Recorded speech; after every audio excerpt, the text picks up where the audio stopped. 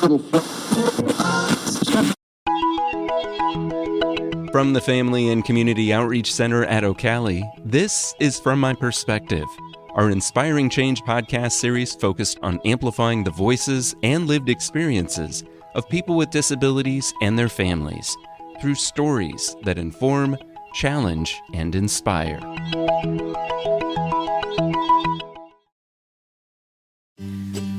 Welcome to From My Perspective. This is OCALI's Family and Community Outreach Center podcast. In these podcasts, you will hear from people with disabilities, their families, friends, coworkers, and neighbors. You'll hear about everyday life, their passions, their interests, their opinions. You'll be inspired. You might laugh or cry. But most importantly, you will better understand what life is like from our perspective. I am your host, Jen Bavery, Program Director of the OCALI Family and Community Outreach Center. During this episode, we will talk about the importance of self-care, especially when it comes to thinking about and addressing your basic needs in order to maintain a strong, healthy foundation, especially right now during COVID-19, as we find ourselves taking on new roles and approaches to daily lives. With me today is Julie Short, Regional Consultant with OCALI's Autism Center, and Dee Marks, Parent Mentor with Dublin City Schools. I have had the pleasure of working with these two over the years through our various roles supporting families, caregivers, professionals, and individuals with disabilities. More recently, we've had the opportunity to work together to share our experiences as parents of young adults with disabilities and offer ideas and strategies to support self-care for these same groups. We hope by taking a little time right now to continue to share our experiences and provide some simple tips, we can offer a little help and inspiration to support others with their own self-care practices and maintaining a healthy foundation. Welcome, Julie and Dee, to From My Perspective. Hello. Hi, good morning.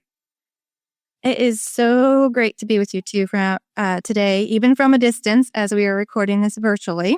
So I thought we'd go ahead and just start off with self-care. I mean, it is probably looking a little different for everyone right now. So considering everything that's on your plate and the changes to daily routines, schedules, life, what does self-care look like for you right now? Julie, what's going on for you right now with regards to self-care?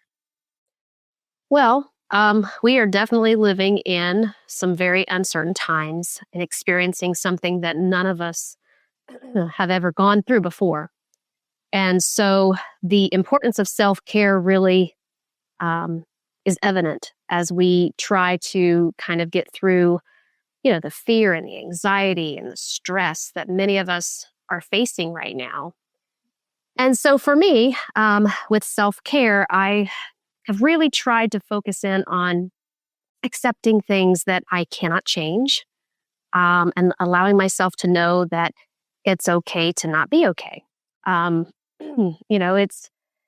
It is a trying time, but I know that it is going to be really important for me to be sure that I am at my best and that I don't expect too much from myself, as well as I shouldn't expect too much from others, because we are all going through this.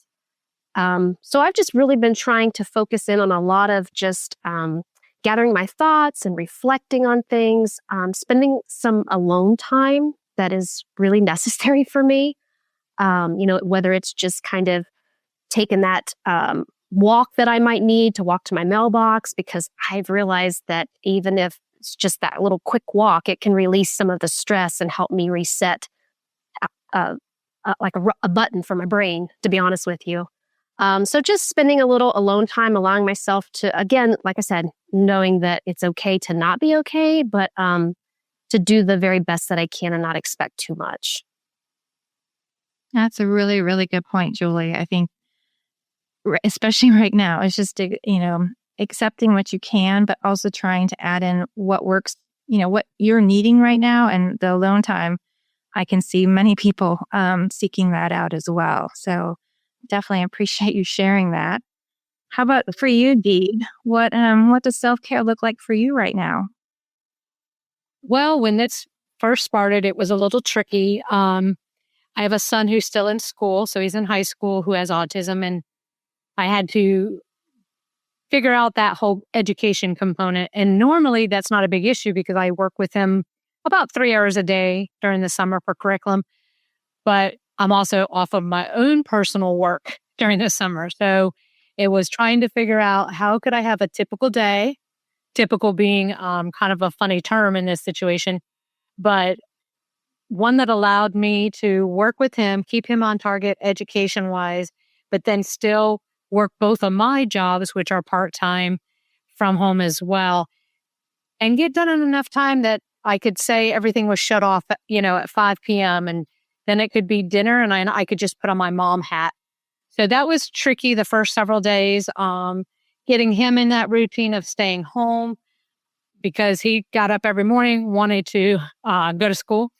And one of the first things I did is, it sounds very similar to Julie, was I took a good glance at my internal thoughts. And I decided that the best way for me to handle myself as well as my son's needs was to keep things as normal as possible for us. And so I decided that we were going to get up the same time as if we had went to work or went to school. We were going to go to bed the same time.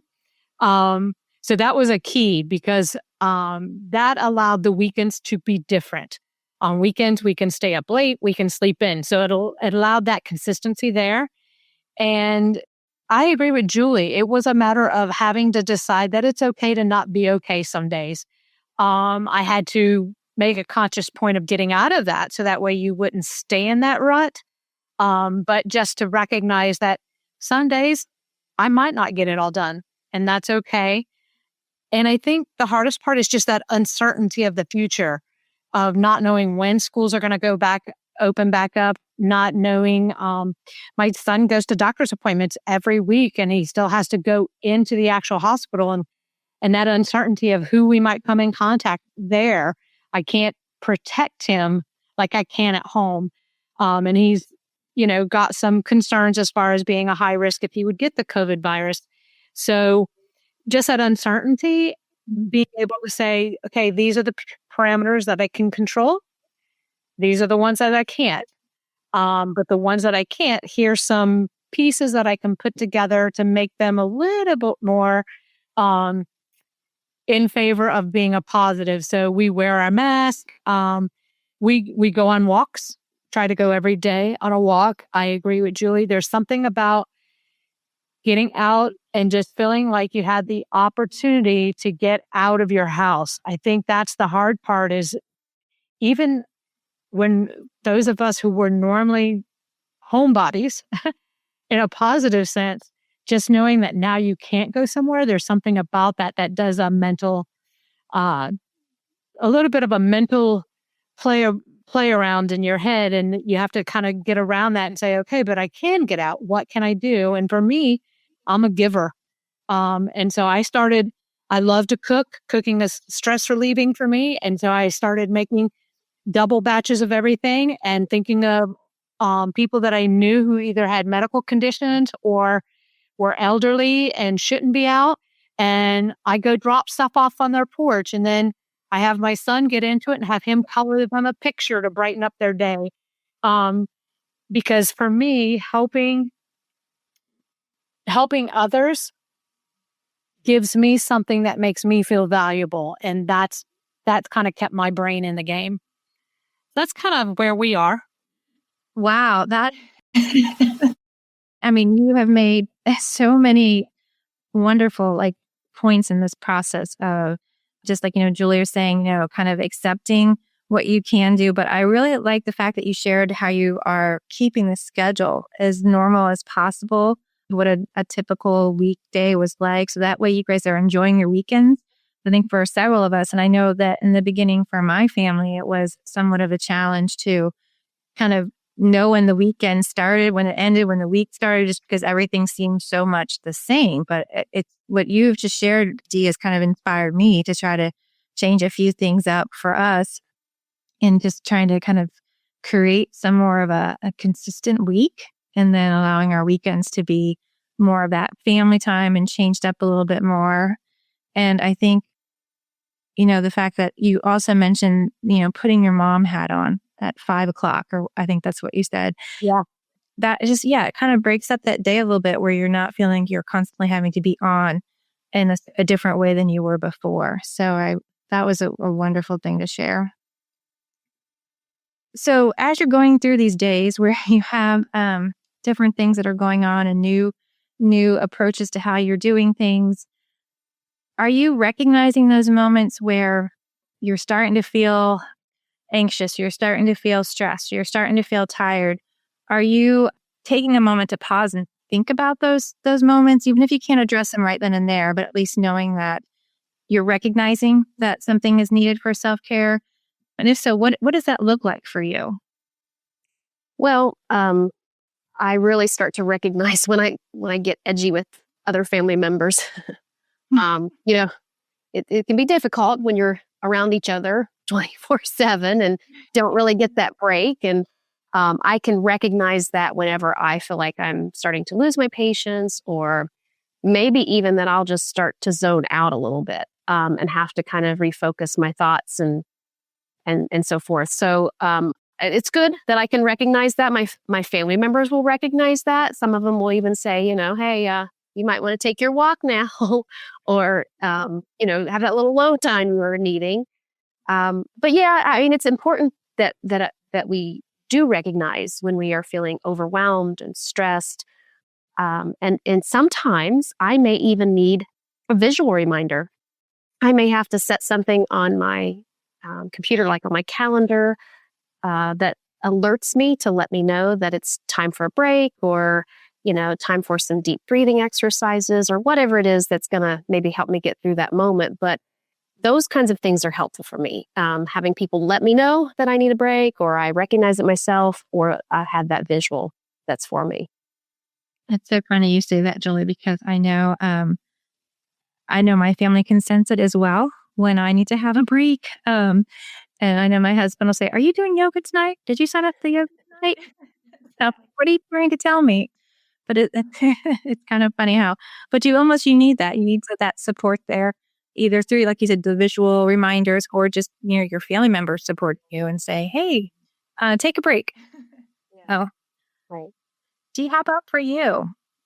Well, I'm in a different situation. I'm not married. And as I stated, my son has autism. So he is not the best at recognizing that something might be a little off until it's too far off. So there's a couple of things that I've kind of done proactively, because I can get hyper involved in things. That's just my personality, and then not realize the amount of stress that I've put myself under.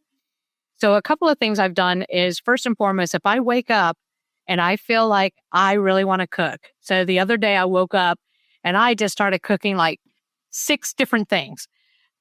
That's a key indicator to me that I need to do that. I need to just put everything else on hold. And that was a work day, but I did put everything else on hold for a couple of hours, and I just cooked. And then that made the work day go much more smoothly, because that's kind of like my subconscious saying, you need to step back and just stir some tortilla soup for a while, and you'll be okay. The other thing I did to be proactive is I created a book club with some books that I've been wanting to read with a coworker who's also a friend. And so every day at 4, we get on Zoom for 1 hour and we discuss the chapters that we've read for about the first 20 minutes, but then we also just talk. And that has been something that is scheduled into my life. It's at 4:00 every day, Monday through Friday. And it's something that I know I'm looking forward to. And then she's got a new 1-year-old. So he always wants to get on there and talk. And there's just something about seeing a 1-year-old smile that no matter what's gone wrong that day, everything's perfect. And so I've been trying to build that in. So I have 2 other friends now that we have regular times through the week, that we have it through the end of May scheduled for Zoom meetings where we can see each other, we can talk to each other. Because connection for me is like, it's the ultimate stress reliever. It's just to feel connected. Oh yeah, and it's you mentioned Zoom, and I mean, I think we are finding that there are new ways that we can connect. There's new ways that we can take care of ourselves and have access to things in a different way that maybe we never thought we could. And I know, doing calls virtually, connecting with people. We've been doing family game nights as a great way to kind of connect with my siblings and their kids and my parents. And it really does make you feel, really good to be able to still keep those connections, even if they're not in person.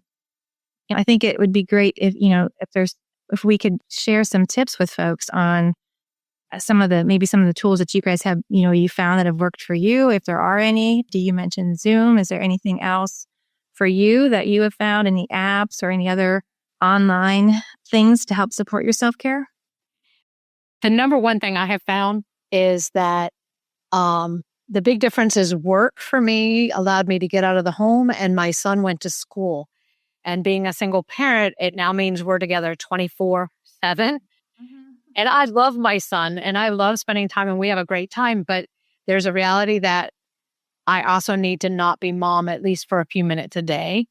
And so I have been blessed in the sense that he can stay home for up to an hour by himself now. And so sometimes I go just take a drive. Sometimes I go out for a walk by myself. Sometimes I go to another room and I listen to music and read. But one of the big things for me as a single parent, like I said, is finding that for me to be the best mom to him and the best teacher to him, both right now, I also need to not be either of those at some point during the day. So that has been a big thing. And then finding that way to exercise, because as you said, you can't really go anywhere. And we've had some pretty crappy days, to be honest, where we couldn't go on a walk. So I actually have an electric bicycle and a little indoor trampoline and stuff. And I set that up in our family room. So that way it's easy and it's accessible. And he can go out there and jump on the trampoline while I'm on the bike or vice versa, just to make it accessible to us very quickly. And then also he does a lot of Zoom gym classes and dance offs with his friends from school. And I join in. I don't care. That's a girl.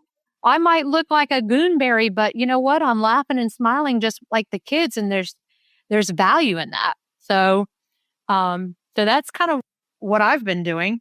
Yeah. Speaking of laughter, Dee, that's funny because we are getting a lot of that here at my household. I should have mentioned earlier, of course, I have two daughters. My oldest is 20, and she is on the autism spectrum. And then I have a younger one that is 14, and she is not on the autism spectrum. And she's a very typical teenager who loves the app TikTok. And so she has pulled that TikTok videos out, and we've watched those, we've laughed, and we've created our own as a family. And so that has been it's done a lot of good for us, is to be able to kind of get through those stressful moments by creating some really silly looking videos of the short family. So it's been fun. A lot of fun. Good entertainment. We talk about the importance of kind of creating that strong foundation. And the three of us have had an opportunity to kind of present on this topic for folks and helping to help them think about what are those basic needs that you want to make sure you are able to keep strong to kind of create that foundation that keeps you really stable as you are thinking about your well-being and keeping a healthy self. And considering right now that probably addressing those basic needs are probably on most people's minds, how do they accessing food, water, sleep. What are some things that, you guys are doing to address those basic needs for yourself? And then what kind of recommendations or suggestions might you give others to help support them if focusing just on that part of your self-care? Well, actually, for me, that piece has actually been easier because I'm usually running from one work to another. And I'm not someone who eats fast food. So being home has allowed me the flexibility. I always have a 22-ounce glass of water with me. I've noticed that I'm drinking like 5 of those a day now because it's always with me. And I can tell my skin looks better. You know what I mean? Just because I'm getting enough water. it's hydrated and it looks good. And I can also say that the ability to sit down and cook a meal rather than grabbing some cheese and crackers really quickly, is fine when you're in a rush, but being able to sit down and make tortilla soup to eat and has, plenty of vegetables in there and things like that, that's helping too. I would say my main thing is making sure every day I'm drinking a lot of water. And I don't keep soda at my house, so that's helpful, but I do keep decaffeinated tea. Every once in a while, if I'm just a little bit more stressed, I want something warm and comforting. And so on those days, I'll make hot tea and sit down and have a cup of hot tea in a special mug that a sorority sister bought for me. And anything that brings warmth, whether it's mentally or physically into your life, is a good thing. And then I'm making sure that I'm getting 3 good meals a day and trying to eat a snack in the middle of the day. And it's usually like a cheese stick or a handful of almonds. But I have found it to, like I said, be easier because I'm at home and it's easy access rather than me trying to think the night before, what am I going to pack to take with me all day tomorrow, and make sure I'm at a place that has a refrigerator when I need it. And also being able to sit and enjoy that time with my son. Normally he would be at school. So being able to sit down and actually enjoy my lunch instead of basically cramming it in my mouth within 10 minutes, and then moving on to work on something else because, that's just what my normal life was. That has helped. And because my son is physically active, he runs on the track team. And so it's important for him to keep that exercise up. It's encouraged me to keep it up. So my main thing is that water, that exercise, and making sure I'm eating healthy foods. Don't get me wrong. I have sweets every once in a while. I've got a batch of peanut butter cookies to make later today because I'm making them for my neighbor, but I'll eat a few. So, but, just slowing down. That has been the biggest blessing, I think, is just the ability to kind of slow down a little bit now that I'm used to the routine. I agree. Dee, I kind of echo what you just said as far as what we've been trying to do to meet and address our basic needs. And I, just like I'm trying to eat healthy. Our whole family is. We enjoy cooking together. That's been good. That's been very good life skills for my girls to be able to be participating in the kitchen with us. But I also enjoy comfort food. I'm such a guilty person of that. But eating right is good for our mental health. But I think comfort food also does what it says. It comforts us. And so although we shouldn't eat, comfort food all day, every day, a little now and then really does provide you some comfort. So I've been trying to sneak that in when I can because it does. It helps me get through some times. And then something else that I've really tried to do about addressing my basic needs is really just trying to stay present where we are right now. I'm trying not to think too far ahead because that can cause even major anxiety. I'm finding that it's best for me to stay in the here and now and really try to focus in on like my 5 senses. What is it that I'm seeing, hearing, tasting, touching, smelling right now? When I feel myself at that stressful moment, that I try to just reconnect that way and really just trying to stay present because there's so much that we can sit around and think too far ahead about and really worry about. Like we said, we have children with special needs and, just worrying about what this is going to do to them, for all of us, but particularly them.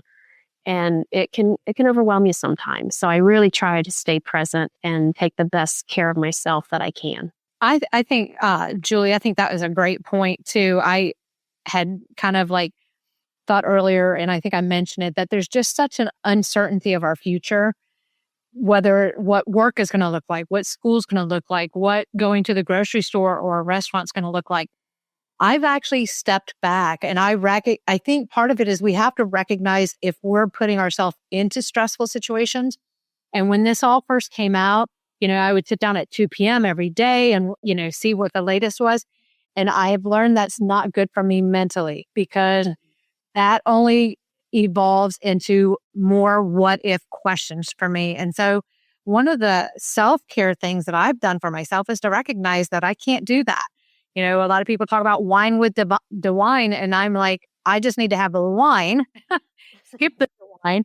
And then what I do is I go on to like NBC4 or whatever, and I just read the short summary of what that meeting has, because I do need to be aware, right? If anything's changed. But that summary keeps the emotion out of it. And that has really helped my mental health. I don't put the news on. I'm trying to make sure that, like you, I'm just staying in the present. And what do I need to do here and now to keep myself safe and healthy? And I do like the saying that I've seen all over Facebook and everywhere else, where it's not that you're forced to stay home, you're choosing to stay safe, And I think sometimes we just have to be mindful of how we're processing the information. Absolutely. No, I think that's a really good point, Dee. I think that sometimes trying to take in too much information in itself can just be so overwhelming and that you don't know what to think of next. And I think you do start to spiral and it kind of down that hole, I guess, if you're starting to take in too much. But it's also important to have reliable sources to go to and take in the information that is helpful and needed, especially, as we're not sure what's happening next, but maybe what is the next order that's coming in and just being aware of how that impacts you. So that's a really, really good point. I think it can be challenging for folks, especially being overwhelmed with the amount of information out there. Like, just don't know where to start or what to take in. You guys have mentioned, kind of this idea of things that bring you comfort and kind of slowing down and kind of recognizing what's going on around you and how you can process it. And I'm curious, and if you guys hopefully don't mind sharing, but what, if anything, has brought you inspiration right now to support yourself? Has there been anything that's really stood out? Maybe it's a conversation with somebody, maybe it's somehow connecting with another person from a distance. Has there been anything that's really kind of inspired you at the moment to kind of really keep self-care out front? I'm inspired by watching the heroes out there who are really keeping us safe. I look at and think about all these essential workers that are risking their own lives to make our daily life more convenient and more, that we're able to do the things that we need to do. And I'm just inspired by that. And I think by watching them, whether it be on the news or if I see it online or even when I go out to the grocery store and I thank people for their service and what they are doing.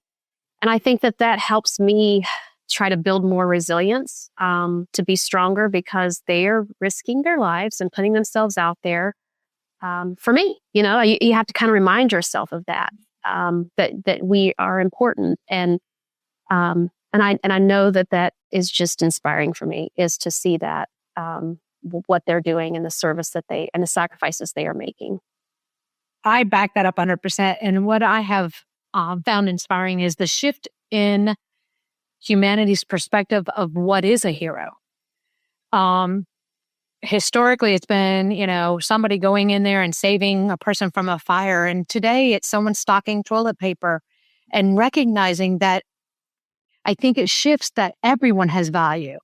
And as a parent of a child with special needs, to me, that's really inspiring that we've had that kind of shift. Whether the job pays a lot or doesn't pay a lot, whether the person is behind the scenes or in front of the scenes, we're all relevant and every piece of it is important. And I think that's been really huge, that shift. The other thing that I have found inspiring to me is I remember when I work as a parent mentor, and I remember when this first happened, and I remember that first week of having like emails and phone calls, just nonstop from parents saying, I can't do this. There's no way I can do this. And my comment back to them is, do what's right for you and your family. Mm-hmm. The education piece, we'll figure this out. But what's right for you and your family? Step back. What's your priorities? What do you need as a family to get through this time period? And watching over the several weeks that we've been, basically on a lockdown, watching that family's perspective shift of what is right for them and how much they are capable of accomplishing that they didn't think they were. That's been inspiring to me as well. Just seeing parents do some phenomenal things that 6 weeks ago they would have never thought they were capable of, and then seeing students do it.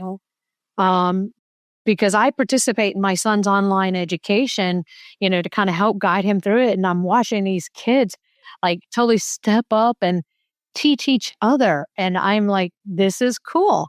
I've seen typical peers arrange for Zoom choir meets where they could get together and sing some of the songs they would have sang if they had been in choir class together, because they know that it's important for our kids to have that connection with the typical peers. So it comes down to people. That's what's been inspiring to me, is just the people that I've been blessed to know. And the creativity of these people. I mean, they're able to accomplish and do. I mean, I speak for my own daughter, but I know you guys probably feel the same way about your children. It's amazing of how well that my oldest daughter with autism has adjusted to this. And she amazes me. I mean, yeah, it's difficult. Sure. It's challenging. Absolutely. But she has shown me, I just inspired by her, the way that she has taken this and is doing the best she can with it. And it is a little off routine than what she's normally used to. But again, it's okay to not be okay. And my most important thing for her, for all of us, is just to really focus in on that social emotional well-being right now. Like you said, Dee, it's what works best for the family. What are our priorities?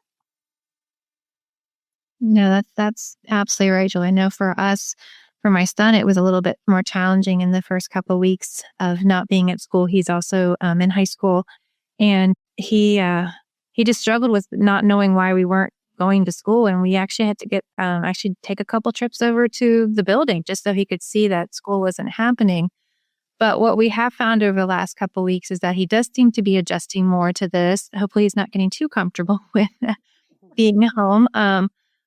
More recently, with one of his interactions with his teacher, he was actually able to stay on a little bit longer, and each day gets a little bit better. And it was just really great because instead of seeing the stress on his face with not understanding what's going on, he's smiling more, and he's kind of getting those fun little teenager looks that we were seeing before coming back. So awesome. I am inspired by him every day as well, because I just seeing him smile and be happy is the most important thing, and not having any added stress that, as a parent, you can't control it. You can't control what's happening right now. And so you're doing the best that you can to provide and offer comfort and some stability that, at least for us, that he can recognize. Absolutely. So before we wrap up, or getting close to wrapping up here, I just wanted to end with, what words of encouragement would you offer others right now? If you were talking with someone and you could definitely tell that they were struggling a little bit with self-care, what words of encouragement would you offer to them? And Julie, I'll start with you.